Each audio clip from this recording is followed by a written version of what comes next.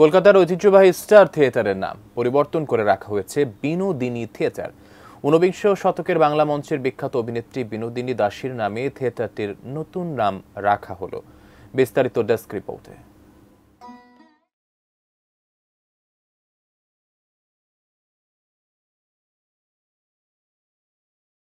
ঐতিহাসিকদের মতে ১৪১ বছর আগে ১৮৮৩ সালে উত্তর কলকাতার বিডন স্ট্রিটে প্রথম তৈরি হয় স্টার থিয়েটার।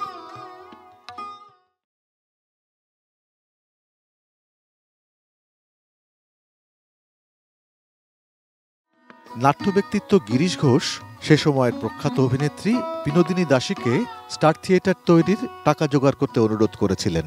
বলা হয়েছিল তার নামেই রাখা হবে থিয়েটারের নাম।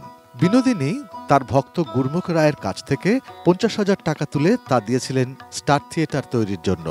সে টাকাতেই শুরু হয় থিয়েটার তৈরির কাজ। থিয়েটার উদ্বোধনের কয়েক সপ্তাহ আগে বিনোদিনী জানতে পারেন যে নাম পাল্টে গেছে। তখনকার কলকাতার ভদ্র সমাজের আপত্তির কারণে বিনোদিনীর নামে থিয়েটারটির নাম রাখা সম্ভব হয়নি।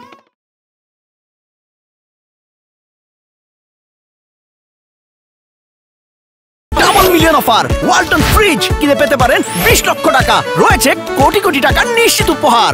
১৮৮৮ সালে স্টার থিয়েটার বিডন স্ট্রিট থেকে সরিয়ে হাতিবাগানে নিয়ে আসা হয়।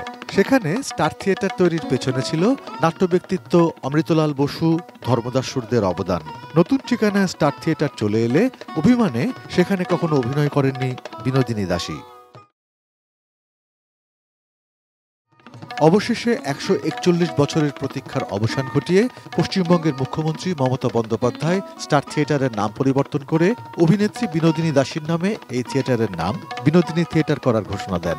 তিনি বলেন, স্টার থিয়েটারের নাম বদল করে আমরা বিনোদিনী থিয়েটার করব। তার কারণ এটাও একটা মা বোনদের সম্মান জানানোর জন্য এটা আমাদের সিদ্ধান্ত।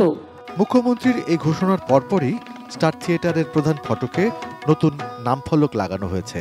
অভিনেত্রী বিনোদিনী দাসীর নামে স্টার থিয়েটারের নাম বদল করার জন্য অতীতে বারবার দাবি উঠেছে, কিন্তু তা আমলে নেওয়া হয়নি। অবশেষে দাবি পূরণ হওয়ায় খুশি সাংস্কৃতিক অঙ্গন।